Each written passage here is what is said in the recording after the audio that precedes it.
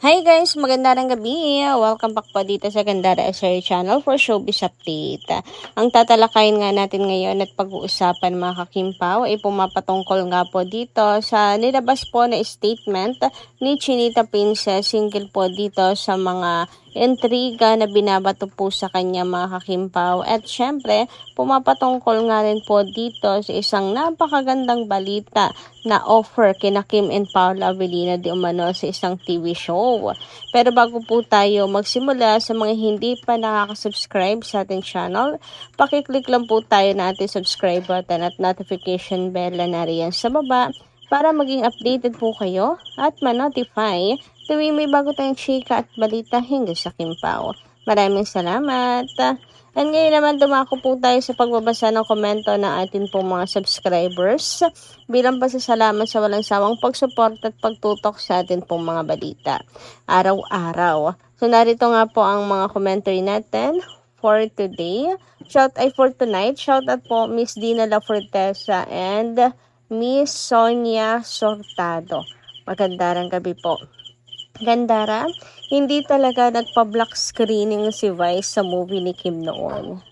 Ay tapos na di alibay. Sana may kasunod agad na teleserye ang Kim Pao. Ayoko kasi manood ng ibang teleserye kung hindi ang Kim Pao ang bida. Hintay lang ako kung kailan ulit sila magkakaroon ng ganap, teleserye man or movie. Nako, ang bilis naman. To pa rin ang Panginoon ang inyong request. Sapagkat parehas pong magkakaroon si Kim and Paolo ng teleserye at movie bago po matapos ang taon na to after the alibay. Kasalukuyan nga pong ginagawa na ni Kim Chu and Paolo Avellino ang movie ngayon, and ang teleserye nila or serye nila na Kopino ay sa mga susunod na buwan sisimula na rin mga kakimpaw. O diba? Back to back blessings mga kakimpaw. Blessings after blessings. Sina Kim and Paolo Avellino. Dami talagang naka-line up po sa kanila. Naku, may magre-reklamo na naman dyan na bakit Kim Pao na naman. Kakatapos lang ng project, Kim Pao na naman. Wala na bang ibang artista? Medyo bitin nga ang Di Alibay kasi maikli lang kasi talaga siya mga kakimpaw, no? Yung iba nga medyo nagre-reklamo kasi mas mahaba pa po talaga yung patalastas kaysa po sa mismong oras or episode mga kakimpaw. Gayun pa man, sana dito sa Kopino mahaba-haba naman po yung storya, no mga kakipi, para ma-enjoy po ng Kimpaw Lanchas ang panonood. Well, nagandahan at nag-enjoy din naman sa Di Alibay. Medyo nakakaboringot nga lang daw po kasi parang 1 minute lang po ata yung bawat palabas ng Di Alibay. Tapos ang patalastas 10 minutes. So, di ba sinong hindi po mauumay nun mga kakimpaw? About naman po sa block screening, ayun na nga, medyo nakakatampo mga kakimpaw. Pero malay nyo bumawi ngayon. Sana bumawi ngayon kahit medyo malabo ulit dahil parehas po sila, magkalaban po sila ngayon sa MMFF, diba? Parehas po silang may entry. Sa sunod, siguro mga kakimpaw, first ever movie pa naman nila Kim and Paolo, no? Pero hindi nagpa-block screening si Mimi Vice, anak-anakan niya si Kim. So, nagtatampo tuloy ang ilang mga Kim Paulanjas. Kasi si Kim, lagi po nagpapablock screening para sa movie niya. Pero yain na natin mga kakimpaw. Kaya naman po natin yan suportahan kahit hindi po siya magpa-block screening mga kakipi. Samantala, next comment naman tayo mula po kay Miss Elizabeth Collins. Kung hindi nakialam, si Kim, siguradong hindi si Paolo ang number 1, kundi si Kim ulit ang mananalo. Wala pa rin chance si Anne dahil ang fandom ni Kim at ni Paolo ang nagpanalo sa kanya. I don't think so din, Ma'am Elizabeth Collins. Although maganda nga kung si Kim rin po ay nanalo sa Outstanding Asian Star for the second time sa SDA, tapos meron din po siyang IMBC Award. Nako, naking usapin nun ngayon sana, di ba mga kakimpaw? Kung dalawa pong award nasungkit ni Chinita Princess ngayong taon. Kaso mga kakipi, desidido na rin po kasi talaga ang isip po ng Kim Pao Lanchas na si Paulo ang ipanalo this time. Dahil nga, ang una natin pong inilaban ay si Kimi. Magiging unfair naman po kay Paula Avellino, mga Kim Pao, kung si Kim ulit at iitsapwerahin na naman siya. Hindi naman po mabubuo ang Kim Pao kung wala si Pao at kung wala rin si Kim. So, nauna pong ipanalo si Kim. So, talagang buo po ang loob at isip ng Kim Pao Lanchas na si Pao naman this time. Diba? Quite unfair kay Pao kung isasantabi na naman siya. So, parehas lang silang dalawa. Pero, boom din sana kung si Kim ang nanalo ngayon. Kasi 2 awards, diba, mga Kim Pao? Pero ayun nga, Kim Pao po tayo. Kaya parehas po nating sinusuportahan ang dalawa. No hate, mga Kim Pao. Samantala, nais nga po ulit nating batian si Chinita Princess sa kanyang pagkakapanalo sa IMBC Awards. Sabi nga dito, congratulations to our queen, Kim Chiu. You deserve all the love, support, and success coming your way. We will never get tired of cheering for you, celebrating you, and standing by you. Our love and support will always be here today, tomorrow, and forever. Hashtag Kim Pao. Yes, ganyan po magsuporta ang Kim Pao Lanchas. Todo-todo talaga, mga Kim Pao. At wala pong hinihinging kapalit actually. Basta ang gusto lang po nila, lagi po magkasama si Kim and Paulo sa lahat po ng mga projects kasi sila po ang kaligayahan ng Kim Pao Lanchas. Basta lagi lang po silang masaya ni Paulo Avellino, mga Kim Pao. Doon pa lang kontento na ang mga fans. Kaya yung mga suporta na binibigay yan ng Kim Pao Lanchas, mula po yan sa atin pong mga puso. At kailanman ay hindi nga po mapapagod na sumuporta at magmahal kay Chinita Princess dahil alam naman po nating lahat na deserve ni Kimi ng ganong klaseng pagmamahal, mga Kim Pao. Ibalik naman sa kanya yung pagmamahal na sobra-sobrang binibigay niya din po sa ibang tao.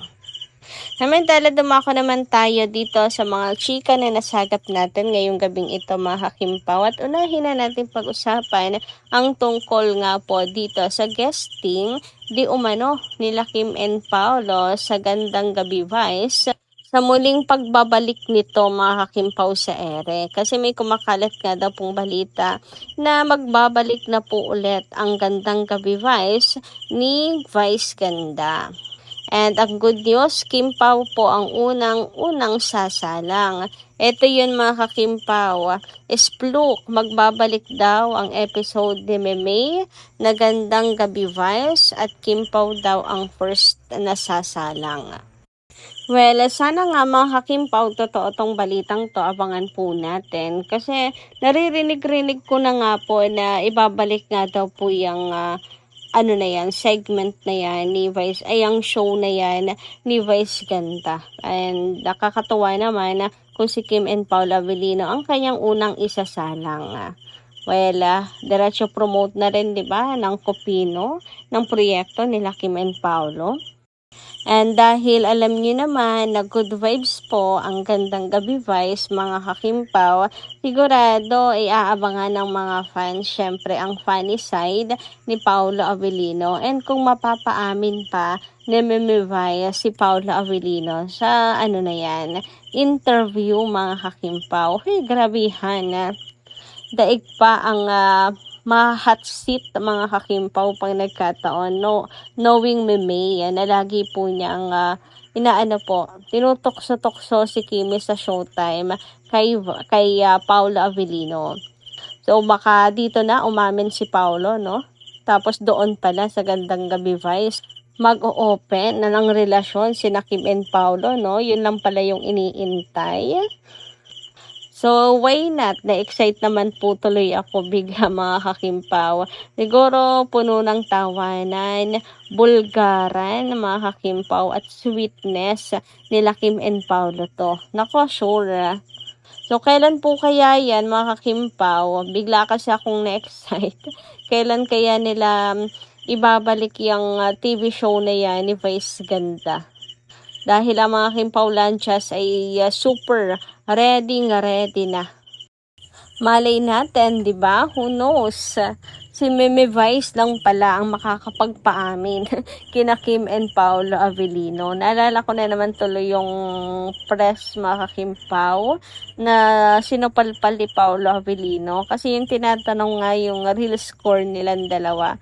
Grabe, basag na basag mga kakipi, at mukhang napikon po kay Paolo Avellino. Samantala, dumako naman po tayo, mga kakimpaw, dito po sa official announcement and statement ni Chinita Princess single po sa mga intriga tungkol sa kanya, tulad na lamang po ng kanyang pregnancy rumors. So finally, after nga po ng medyo matagal-tagal din, mga kakimbaw, na usapan sa mundo po ng social media hinggil dito sa tummy ni Chinita Princess, nagbigay na po siya ng pahayag na wala pong katotohanan na siya po ay nagdadalang tao. Sa pamamagitan po ni Manay Christy Fermin, nilinaw po na walang katotohanan ang mga chika na kumakalat sa social media, and ang kanyang umbok ng tiyan, lalo na kapag siya ay nakadress, ay dala lamang ng petticoat. Alam naman natin ang gamit ng petticoat, di ba, mga kakimpaw? And yun lang daw po yun.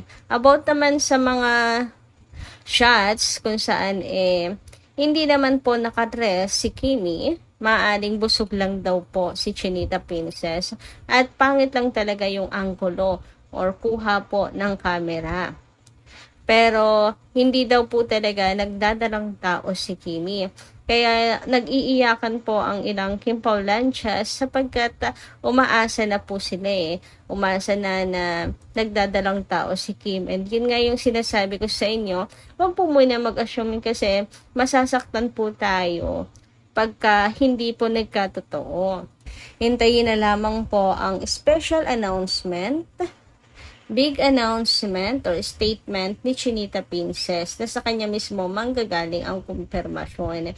And ngayon, eto po ang naging pahayag. Walang katotohanan daw ang mga chismis na kumakalat sa social media.